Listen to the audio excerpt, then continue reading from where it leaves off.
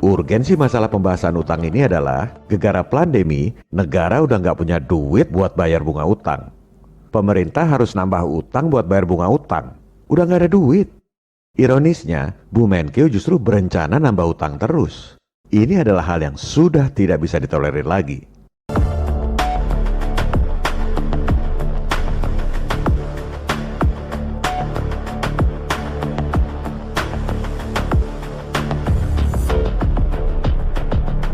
Oleh sebab itu, mentalitas hobi ngutang asing ini harus dibasmi. Kita bukan bangsa kacung yang miskin dan bodoh. Negara kita ini lebih kaya dari bankir elit yang beli bon pemerintah di pasar modal. Kita bisa bayar utang 6.000 triliun itu dalam sehari. Artinya, kita juga bisa biayai sendiri pembangunan tanpa harus utang siluman. Bagaimana caranya? Kita gunakan cara yang persis sama dengan cara mereka kasih utang Indonesia selama ini. Kita gunakan cara Wall Street, senjata makan tuan. Video ini adalah investigasi jurnalistik yang diterbitkan oleh portal berita FNN yang dapat dijadikan rujukan bagi rakyat serta para wakilnya. Konten dibuat berdasarkan praktek, pengalaman, dan jaringan selama puluhan tahun di dunia pendanaan internasional dan financial engineering, serta menggunakan data-data kredibel yang dapat dipertanggungjawabkan. Untuk bayar utang 6.000 triliun dalam sehari ini, diperlukan konspirasi atau kerjasama yang baik dalam satu visi antara 3 lembaga tinggi negara, Presiden, Gubernur BI, dan DPR. Kriterianya adalah harus dilakukan dengan cara dan instrumen yang bisa diterima oleh perbankan internasional, yaitu si pemberi utang. Kedua, diaudit oleh kantor akuntan publik paling top di dunia pun, hasilnya pasti wajar tanpa pengecualian. Skema ini baru bisa jalan kalau ada political will dari pemerintah dan DPR untuk memerdekakan rakyat dari lingkaran setan utang siluman. Begini caranya. Langkah pertama, pemerintah terbitkan bon sejumlah utang yang mau dibayar. Jangan cuma bayar 6.000 triliun, si pemberi utang mana mau.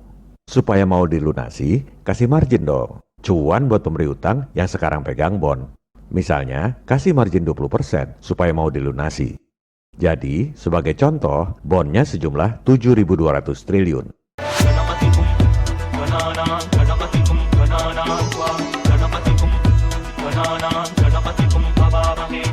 Jaminan asetnya apa? Pemerintah keluarkan bon 7.200 triliun.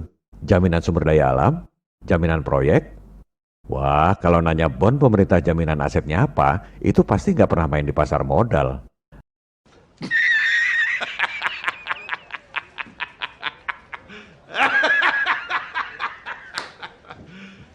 You serious? Nggak ada pemain pasar modal nanya, bon pemerintah itu jaminan asetnya apa? Sama seperti Sun sekarang ini. Negara itu kalau ngutang nggak perlu tulis jaminan asetnya apa. Tapi begitu nggak bayar utang, habis disikat oleh bankir internasional. Debt collector berbaju IMF. Persis seperti preman tebar paku. Pura-puranya nolong, padahal ngerampok habis-habisan. Negara diembargo, sumber daya alam dikeruk, rakyat disikat dengan pajak yang mencekik leher. Itulah konsekuensi utang dengan instrumen keuangan yang namanya Bond. James Bond. A martini, shaken not stirred. Vodka martini. Shaken not stirred. Do I look like I give a damn? bon atau surat utang itu kemudian dibeli oleh aktor kita yang kedua, yaitu BI. Pasti ada pemirsa yang protes, mana mau BI-nya? Makanya udah berkali-kali saya bilang, harus ada political will. Kalau presiden dan DPR-nya mau, BI bisa diatur lewat regulasi. Tunjuk gubernur yang satu visi. Kerja buat rakyat, buat presiden dan DPR. Bukan kerja buat IMF dan Bank Dunia. Sekarang ini, tanpa ngerubah undang-undang pun, BI juga beli Sun. Tinggal jumlahnya yang dinaikin. Jangan cuma main receh puluhan triliun. Beli Sun 7.200 triliun. Nanti ada pejabat yang protes lagi. BI itu asetnya cuma 3.000 triliun. Gimana caranya BI beli bon 7.200 triliun? Kita nggak punya aset jaminan buat nyetak duit. Nah, inilah propaganda Nekolim yang diajarkan di sekolah. Sehingga semua profesor, doktor kalau textbook, cara berpikirnya seperti itu. Seolah-olah kita ini miskin, sehingga harus utang pada asing. Sekarang kita bongkar rahasia mereka.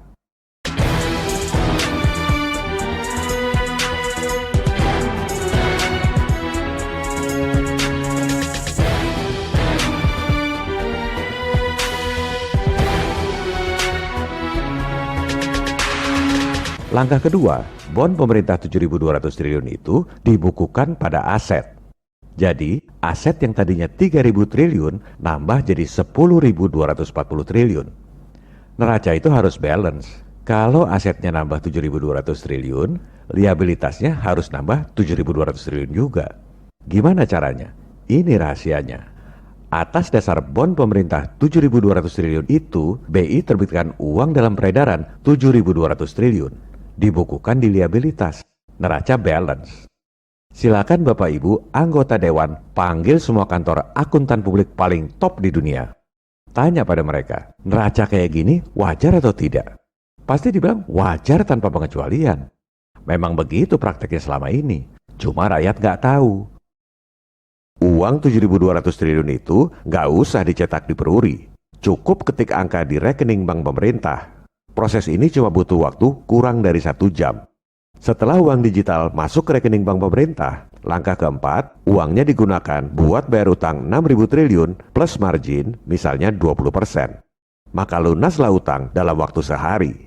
Si pemberi utang juga happy.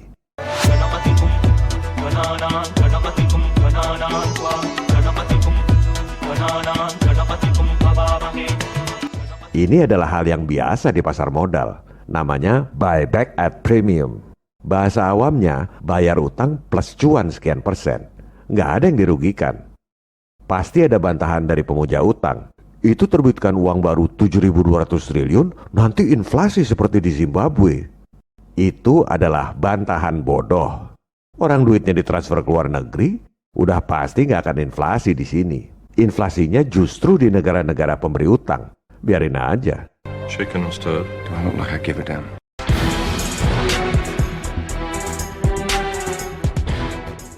Kita lanjutkan. Setelah utang 6.000 triliun dibayar, pemerintah jadi punya utang pada BI 7.200 triliun. Dan di buku BI tercatat ada penambahan uang dalam peredaran 7.200 triliun. Padahal duitnya udah nggak ada di Indonesia. Udah ditransfer ke luar negeri buat bayar utang. Disinilah peran aktor kita yang ketiga, DPR. Presiden dan DPR tinggal hapus utang pemerintah pada BI 7.200 triliun. Sekaligus hapus buku uang dalam peredaran 7.200 triliun itu karena memang duitnya nggak pernah beredar di Indonesia. Kesimpulannya, everybody happy.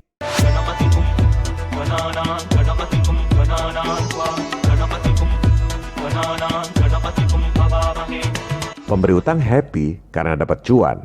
Pemerintah happy, nggak usah pusing nambah utang tiap tahun buat bayar bunga utang. Penyebab defisit anggaran yang sesungguhnya, pemborosan anggaran terbesar yang paling rutin adalah bayar bunga utang siluman ini. Kalau negara nggak harus bayar bunga utang 377 triliun tiap tahun, maka tiap tahun Pak Jokowi bisa bikin 6 proyek kereta api cepat tanpa utang pada asing. Mau pindah ibu kota juga bisa kita lakukan dalam 2 tahun tanpa utang.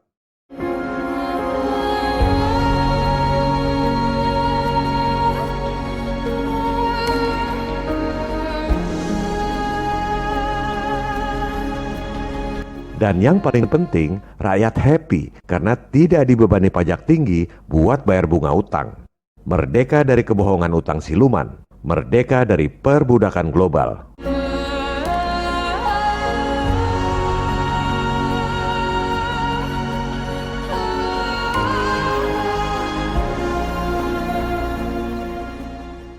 Apakah beli dolar 7.200 triliun itu nggak depresiasi?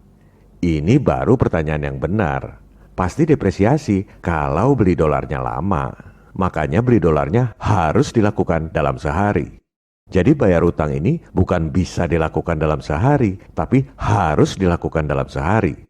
Karena kalau beli dolarnya lebih dari 2 hari, rupiahnya keburu disikat spekulan. Ibarat perang gerilya, jangan diumumkan dong. Diam-diam aja.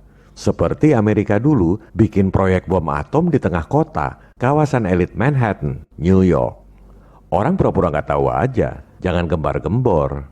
Kita butuh aksi nyata, bukan polemik. Dan beli dolarnya sebenarnya nggak usah 7.200 triliun. BI itu simpanan dolarnya ada 2.200 triliun lebih. Tuker aja. Duit dolar yang sekarang dimiliki BI buat bayar utang. Duit 2.200 triliun yang tadi dikasih ke BI. Nggak perlu beli dolar 2.200 triliun. Itu baru simpanan BI. Belum simpanan bank-bank lain di Indonesia. Juga simpanan pemerintah dalam dolar. Katanya Pak Jokowi punya data simpanan uang kita 11.000 triliun terbanyak di luar negeri. Pasti dalam falas. Tuker aja dengan sisa 5.000 triliun.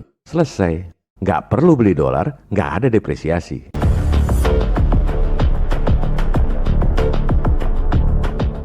Cara Wall Street ini ada beberapa model. Ada juga model yang lain, duitnya langsung dolar, jadi nggak usah beli dolar lagi. Dan nggak lewat BI, tapi lewat bank-bank komersial biasa. Pada episode 33 mendatang, kami akan sampaikan cara menggandakan dolar Anda 25 kali lipat lewat bank-bank komersial biasa di Indonesia. Jadi misalnya Bu Menkeu pengen ngutang 342 triliun. Dengan cara ini, itu duit dalam dolar bisa kita gandakan lewat bank-bank komersial di Indonesia 25 kali lipat. Jadi 8.550 triliun dalam dolar. Yang 7.200 triliun buat bayar utang 6.000 triliun plus margin. Gak usah beli dolar lagi. Yang 342 triliun juga dalam dolar buat balikin utang yang terakhir. Masih sisa 1.000 triliun lebih buat biayai pembangunan dalam dolar. Presiden gak usah pusing soal defisit APBN. Ini semua legal, sesuai undang-undang dan peraturan BI. Semua bisa dilakukan kalau ada political will. Rakyat Indonesia akan sejahtera kalau elit lokalnya punya political will. Kapan itu terjadi? Tergantung seberapa keras Anda berusaha. Ini bukan video hiburan, cuma pengetahuan buat memuaskan kepo doang, tapi tidak melakukan apa-apa.